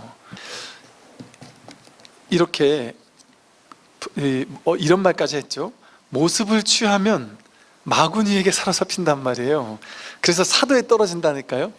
우리 전부 다 사도에 떨어져 있죠. 자기 생각을 믿고 있잖아요. 자기 상을 취하고 있잖아요. 그래서 우린 전부 다 마구니의 외도에, 사도에 빠져 있다니까요. 전부 다 사도에 빠져 있는 거예요, 우리가. 이렇게까지 충격요법을 쓴단 말이에요. 선사 스님들은 그냥 확 그냥 자비롭게 야 이거 분별하는 게 아니야 이렇게 얘기하지 않고 그거 외도 사도야 이렇게 얘기를 한단 말이에요. 충격받으라고. 대충 자비롭게 얘기해줘서 못 알아들을 수 있으니까. 모든 모습은 전부 허망하니. 그래도 스님 제 생각 좀 옳은 거 있지 않을까요? 없다니까요. 그래서 이런 말을 했죠. 아무리 옳은 생각도, 이거는 분명히 옳은 생각도 있을 수 있잖아요, 그죠? 근데 아무리 옳은 생각도 거기에 집착을 과도하게 하면 그건 틀렸단 말이에요. 그 생각은 옳을 수 있어요. 그럴 수도 있고. 그런데 그 생각에, 옳은 생각에 과도하게 집착하면 그건 틀렸다니까요. 그건 마치 뭐와 같냐면 히틀러랑 같아요. 자기 민족만 우월한 사람들이라고, 남의 민족 우월하지 않은 사람들은 다 죽여 없애야 된다. 후생학인가 해서 뭐 한때 그랬대요. 저 서양의 어느 나라들에서는 유전자 좋은 사람만 모아가지고 살리고 유전자 나쁜 사람 다 죽여야 된다. 그래야 인류의 미래가 좋아진다. 뭐 이런 식의 학문이 유행하던 때가 있었대요. 그걸 믿고. 정말 미친 발상 아니에요? 이 분별심이 강화되면 이런 식으로까지 미친 일이 벌어져요. 그러니까 보세요. 우리 종교만 옳다 이러니까 어때요? 다른 종교는 다 죽여야 돼. 종교 전쟁.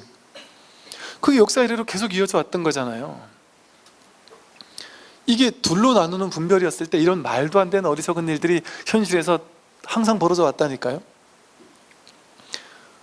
그러니 이게 사도고 외도인 거예요. 이게 자기 분별을 과도하게 믿어서. 그럼 우리는 그거 어리석잖아요. 역사 속에 일어났던 그런 일들 어리석잖아요. 야, 그 사람들 진짜 어리석다 그러잖아요. 그러는 순간 나도 어리석다니까요. 어떨 때 내가 어리석을까요? 사람들한테 야, 너 그거는 절대 하면 안 되는 거야. 그래서 그 사람을 막 그걸로 막 힘들게 할 때, 우리 같으면 유교적인 발상은 윤리 도덕 같은 거, 자기 생각으로 얘기하는 그런 윤리 도덕, 그게 되게 중요하게 여겨져 왔잖아요. 요즘 젊은 것들이라고 부르는 요즘 사람들은 윤리 도덕 뭐 내지는 뭐 유교적 이런 거 신경 안 쓰는 사람들도 있을 수 있단 말이에요. 근데 제가 이제 제 후배 스님들이 이제 제가 군에 있을 때 들어왔을 때 후배 스님들 가면 보니까 윤리 도덕이 없는 젊은 것들 후배 스님들이 몇 사람 있었어. 제가 보니까 야, 그분들을 자세히 깊이 오래 지켜보니까 처음에는 너무 톡톡 튀면서 너무 위아래가 없는 거예요. 할 말 다 하고 뭐 그냥 너무 그래가지고 야, 진짜 요즘 젊은 사람들은 스님도 저러구나 이렇게 생각했었거든요. 근데 그들과 함께 생활하면서 같이 일도 하고 같이 지내보니까 너무 부러운 거예요. 너무 아름다운 거예요. 제가 갖지 못한 너무 좋은 것들을 가지고 있는 거예요. 저는 아버지에게 이렇게 억눌리면서 살아가지고 뭔가 권위에 이렇게 그냥 네 이렇게 하고 살았던 것 같아요. 우리 어릴 때 그러고 살았잖아요. 아버지가 끽소리도 못했잖아요. 한번 대학교 다닐 때 한번 아버지 그건 아닌 것 같아 얘기했다가 내가 니를 이렇게 키워놨더니 내가 희생해서 너를 키웠더니 내가 너를 키운 그걸로 공부해가지고 그 머리로 나한테 덤비는구나. 그때부터 알겠습니다 하고 그냥 아버님의 인연에서 내가 그냥 확 낮춰버려요 그냥. 그래서 아버님은 무조건 진실이에요. 이제 스님이고 뭐가 없어. 그냥 아버님한테는 저는 그냥 깨갱한단 말이에요. 그리고 어느 날부터인가 측은하고 안쓰럽게 바라봐드리니까 어느 순간부터가 아버지가 모르겠어요. 적어도 저한테 와서는 그냥 확 낮추세요. 제가 하는 말은 다 들어요. 제 본문에 요즘에 막 정말 제가 여기선 막 하는 이유가 제가 다 물어보고 해요. 저희 우리 가족들 중에도 절대 내 얘기 하지 마 이러면 안 해요. 근데 저희 아버지 어머니는 은근히 즐겨요. 그래서 내가 하는 거예요. 자랑스러워하고 막 즐겨요. 본인을 까도 즐겨요. 재밌어해요. 그래서 하는데 또 이제 BTN에서는 잘 안 해요. 주로 당신은 인터넷은 못 하거든요. 그러니까 BTN만 보거든요. 거기서는 부모님 나쁜 얘기 잘 안 해요. 별 얘기를 다 하네요. 이렇게 뭔가 이렇게 정말 이렇게 그 권위, 어떤 하나의 내가 딱 쥐고 있는 상, 그게 상인 줄 모르면 진짜 힘들어요. 정말 계속해서 거기 자기가 옳다라는 거기에 딱 사로잡혀 있어요. 만약 부처라는 견해도 하나의 상이잖아요. 부처라는 견해가 있고 법이라는 견해가 있고 보살이라는 상, 또 보살이라는 모습을 내어 공경하고 귀중히 여긴다면 스스로 중생의 지위로 떨어지는 것이다. 이렇게 얘기한다니까요, 선사들은. 그러니까 수많은 일반 스님들이 선사들한테 와서 질문 문답하다가 선사들이란 것들은 맨날 이 모양이군요 이렇게 하면서 화를 버럭내며 가요. 왜냐하면 본인들은 신도님들한테 부처님을 잘 모시고 부처님께 공양 올리고 부처님께 보시하고 부처님께 꽃공양도 올리고 부처님 오면 삼배 거룩하게 하고 항상 부처님이란 모양은 부처님은 상을 보면 상호 원만 구족한 부처님께 귀의하고 맨날 이런 거 가르치잖아요. 그래서 일반 불교에서는 그거 가르치잖아요. 근데 선에서는 그걸 깨뜨리는 걸 가르친다니까요. 그것만이 절대로 옳아서 그러는 게 아니라 너무 과도하게 상에 사로잡혀 있는 사람에게 그 상을 깨뜨려주는 반대급부를 얘기하는 거예요. 그것만이 절대로 옳아서 그렇게 얘기하는 게 아니에요. 다나천연 선사가 절에 가서 밤에 한겨울에 눈이 펑펑 오는데 뗄감이 없는데 부처님 목불을 떼가지고 따뜻하게 자고 있으니까 나중에 이제 주지 스님이 와가지고는 다나 스님을 보고 목살을 잡고 너 부처를 이렇게 너 이러고도 중이냐 막 이랬더니 아궁이 가서 막 사리를 찾았다리잖아요. 이게 뭔 부처냐. 그럼 그렇다고 하면 선사들이 그걸 보고서는 그래야 되는구나 하고 여러분이 목불만 찾아보면 다 갖다 떼면 안 된단 말이에요. 그거는 그 선사들이 그런 어떤 행동을 하는 모습을 보이는 것은 약간 어떤 충격요법이에요. 어느 한쪽에 과도하게 치우쳐 있는 사람에게 그걸 깨뜨려주기 위해서 완전 정반대되는 얘기를 딱 해버린단 말이에요.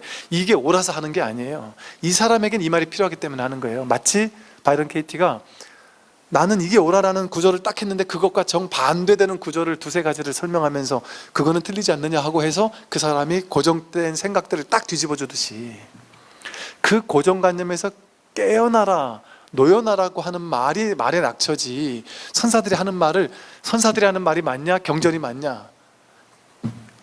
법사가 하는 말이 맞냐? 선사가 하는 말이 맞냐? 가지고 여러분이 막 머리를 싸울 필요 없단 말이에요.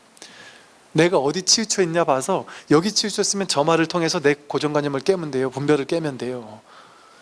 그 말에 사로잡혀가지고 부처라는 상, 보살이라는 상도 없는데 한국 불교는 다 불상에 막 금칠해가지고 불상 모셔놓고 거기 가서 막 절하고 먹을 것 갖다 바치라래고 잘못됐다 하면서 무조건 욕만 할 거냔 말이에요.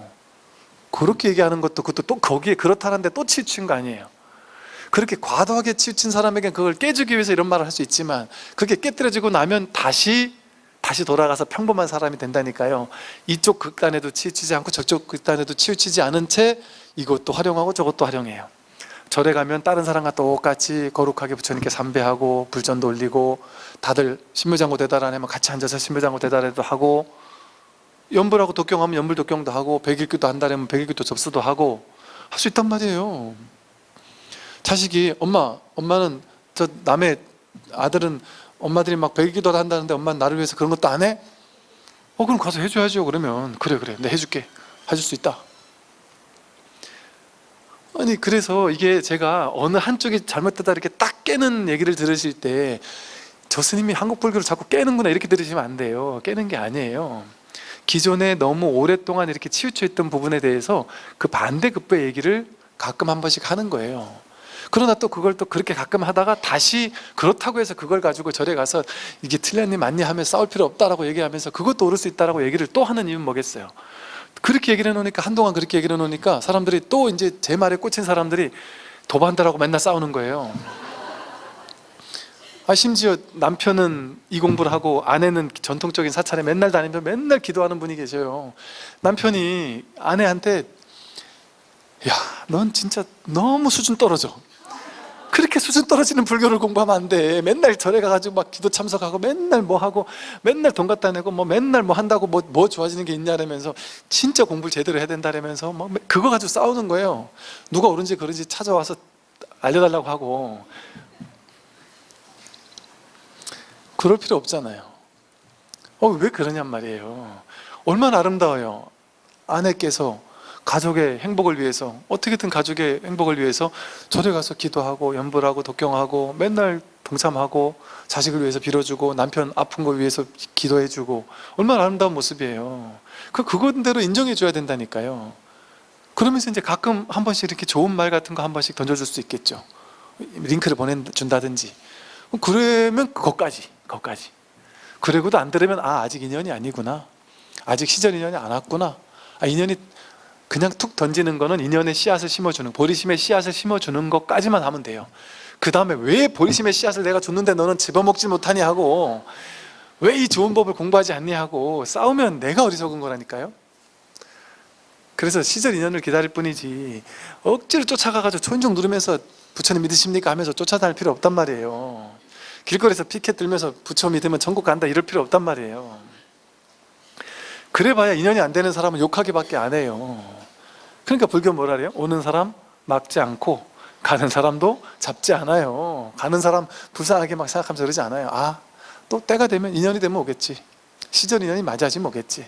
이게 시절 인연이 안 맞아지면 부처님 평생 시봉하고 옆에서 맨날 딱 붙어 다니던 안한존자도 부처님 죽을 때까지 못 깨달았잖아요. 시절 인연이 안 맞으면 부처님을 평생 데리고 다니고 시봉하고 다니는 안한존자도 부처님 죽을 때까지 못 깨닫는다니까요. 그러니 어떤 하나의 견해를 가지고, 저는 그래서 제 좋은 견해를, 제 올바른 견해를, 여러분 견해는 틀렸고 내 견해는 옳으니까, 기존 불교 견해는 틀렸고 제 견해는 옳으니까 제 견해를 바꾸세요, 이 얘기 하는 게 아니에요. 이걸 잘 알아야 돼요. 제 견해도 깨고 기존 견해도 깨고, 모든 견해, 부처라는 견해, 법이라는 견해잖아요. 그 모든 것이 일체 모든 견해를 다 깨는 얘기를 하고 있는 거지. 저 견해 다 버리고 내 견해를 취하세요 이렇게 얘기하는 게 아니란 말이에요. 부처님 말씀이, 금강경의 말이. 그러니까 금강경이 뭐예요? 아상을 깨라래고 인상, 중생상, 수세상도 깨는데 법이라는 상도 깨라고 나중에 나오잖아요. 이게 법이다라는, 이것이 법이구나 하는 그것도 깨야 된다. 그러니까 겉에 드러난 어떤 모습에, 어떤 특정한 모습에 이건 진리고 저건 진리 아니다 이런 게 없습니다. 여러분, 법을 이게 진리라 그랬잖아요. 스님이 목탁치고 연불하는 게 진리고요, 기도하는 게 진리고, 백일기도 하는 게 진리고요. 내가 진리의 안목이 있으면 무엇을 해도 다 진리 아닌 게 없어요. 그냥 쓸고 닦고 청소를 해도 진리고, 길을 걷는 것도 진리고, 목사님이 설교하는 것도 진리고, 다 진리 아닌 게 없어요. 나누지 않으면, 분별하지 않으면. 진짜 이제는 진짜 이 종교가 열렸다 싶은 게, 드디어 이런 분도 나타났다니까요. 어떤 목사님께서, 어디 교회 담임 목사님께서, 스님, 이 절 스님이 만약에 나중에 어떻게 떠나게 되시면은 그 다음 후대 주지를 할 때는 법을 보고 하신다 그러셨죠 옛날에. 그래서 그럼요. 거기 상은 상관없죠. 그럼요, 상관없죠. 그러면서 제가 그때 누구도 상관없다 이런 얘기를 했었거든요. 설사 목사 어떤 이런 얘기를 했단 말이에요. 그때 드디어 어떤 목사님이 오셔가지고, 스님, 제가 스님의 후대 주지가 되겠습니다. 그래서 얼마나 게임 목사님이에요. 이 절에 내가 저쪽 교회 담임 목사 하다가 이쪽 절에 후임 주지로 온다. 얼마나 참 기가 막힌 거 아니에요? 왜 기가 막히다 그래요? 말도 안 되는 소리지 이거는. 그러나 일상적인 분별로 왔을 때 말도 안 되는 소리잖아요. 근데 이런 일이 만약에 벌어진다면, 그런다 만다는 얘기가 아니라, 이런 일이 벌어진다는 방편을 한번 보인다면 어떤 일이 생기겠어요? 이건 뭐지? 왜 저러는 거지? 저런데 뭔가 이유가 있지 않을까? 그러면서 뭔가 한번 내 생각, 고정관념과 전혀 다른 말도 안 되는 이상한 일을 탁 봤을 때 뭐지? 하고 문득 한번 돌이킬 수 있는 자극도 될 수 있단 말이죠, 말하자면. 그래서 불교는, 여러분, 절에 와서 부처님께 절하는 것만 불교적 행위가 아니에요. 교회 가서 예배 참석하고 찬송가 부르고 하나님을 찬탄하는 거, 그것도 뭘 가지고 하냔 말이에요. 찬송가를 뭐로 부르냔 말이에요. 설교를 뭘로 듣고, 설교를 목사님 뭘 가지고 설교를 하냔 말이에요. 이 마음 하나 가지고, 법 하나 가지고, 이 마음이 없으면 어떻게 하나님 아버지를 어떻게 할 수 있어요? 아멘을 어떻게 할 수 있어요? 할렐루야를 어떻게 할 수 있냔 말이에요. 할렐루야, 아멘, 이게 법인 줄 모르고 이 양반들이 이걸 알고 저 얘기를 하면 참 좋을 건데, 보통 그러잖아요. 이렇게 이 좋은 말 딱 듣고 나면 기독교 신자들은 아멘 하고 할렐루야 그러잖아요. 이게 할렐루야 소식, 아멘 하는 소식이라니까. 진짜 이게 진짜 복음이고, 이게 진짜 복음이 이거예요. 이게 진짜 하나님이고, 이게 진짜 둘이 아닌 하나님이라니까요. 이게 천지창조를 누가 했냔 말이에요. 이 마음이 천지창조를 했잖아요. 이 온 우주를 어디서 온 우주가 펼쳐졌어요? 일체유심조 마음에서 이 우주 전체가 펼쳐졌잖아요. 그 마음을 다른 말로 하면 신이거든요. 그러니까 예수님, 기독교에서는 지금 삿된 이렇게 정경으로 속하진 않지만 도마복음 같은 거 읽어보면 도마복음은 그냥 선어록 같아요. 언제 한번 도마복음 강의할까 싶기도 하는데 도마복음이 선어록 같다니까요. 예수가 공생의 기간에 인도에 와가지고 수행하다가 어느 정도 나름의 견처가 열리고 가서 법을 폈다, 이런 얘기가 상당히 과학적으로 학계에서 타당성을 이렇게 많이 얘기를 해요. 그래서 BBC 방송국에서도 인도에 예수가 와서 수행하던 도량을 몇 군데 찾아다니가지고 조명하고, 그래서 제가 티베트 인도 갔을 때 그 도량에 갔더니 여기가 예수님이 와서 수행하던 절이라는 거예요. 그래서 외국 사람들이 성지순례 온다니까요. 예수님 성지자리면 성지순례 오는 걸 봤다니까요. 그러니까 그럴 가능성이 충분히 있어요. 왜냐하면 그 당시 동서의 그 교류가 활발했거든요. 수행자들의 교류도 상당히 활발했거든요. 그리고 실제 도울 선생이 그랬던가? 예수님은 자기가 하나님의 메시아다, 내가 하나님의 아들이다, 이런 얘기를 실제 자기 입으로 안 했다는 이런 얘기를 학자 중에 하는 사람이 있더라고요. 그럼 법을 얘기했을 거야 아마. 그러니까 성경을 읽어보면 그러잖아요. 하나님께서는 구약에서 이렇게 말했다, 그러나 나는 이걸 다르게 말한다 하고 반대 얘기를 한단 말이에요. 옛날에 읽어서 기억이 안 나요. 예를 들면 이스라엘인들만 하나님의 백성이다 이렇게 했는데 이스라엘인들만이 백성이 아니다, 그 누구도 다 하나님의 백성이다. 이 기존의 고정관념을 하나님 이게 옳다라고 얘기했던 그게 아니다라고 탁 완전 뒤집는 것 같은 완전 파격적인 설교를 하신단 말이죠. 그래서 이게 제가 이런 얘기를 하는 이유가 우리는 모두가 한 몸 한 마음이거든요. 우리는 불교 신자만 깨닫게 하면 돼, 이게 아닌 거예요. 모든 존재가 종교 있고 종교 없고 이 종교 저 종교 상관없이 모두가 한 가족이라니까요. 한 마음을 쓰고 있다니까. 우리가 다르지 않아요. 둘이 아니에요. 그러니까 어떻게 적과 악원을 나누겠어요? 나누는 게 비불교적인 발상인데 그건 중도가 아니잖아요. 정도가 아니에요. 부처님이 어떻게 사셨냔 말이에요. 부처님이 아함경 니까에 맨날 읽어보세요. 아라하니여 아래 바라문이여 바라문이여 맨날 이런다니까요. 바라문이여 하고 법문 많이 해요. 바라문한테 하는 법문이잖아요. 바라문은 그 당시 브라만교 믿는 성직자란 말이에요. 브라만교 믿는 성직자들에게 법을 설하는 일이 많았단 말이에요. 또 지금 말하면 자이나교 그 성직자들한테도 얘기를 하고, 또 타종교인들에게도 보시를 하라고 하고, 심지어 신자들한테 다른 종교에 가서도 네 불교 개종했지만 그 기존에 있던 그 종교 성직자들 너가 보시를 안 하니까 다 굶어 죽지 않냐, 그들도 한 가족이다, 그들에게 가서 보시해라, 기존에 하던 것처럼. 그렇게 얘기한단 말이에요. 그게 부처님의 정신인 거예요. 그게 둘이 아닌 정신이거든요. 근데 이 특정한 요것만이 불교라고 하는 것 자체가 부처라는 견해, 법이라는 견해, 이것만이 법이라는 견해에 치우쳐 있는 거잖아요. 그 분별상에 갇혀 있는 거거든요. 그래서 다만 진실로 알고자 한다면 어떤 모습도 취하지 않으면 될 뿐 달리 할 일이 없어요. 어떤 허망한 모습, 상도 취하지 않기만 하면 된다. 여기까지 말씀드리겠습니다. 수고하셨습니다. 성불하십시오.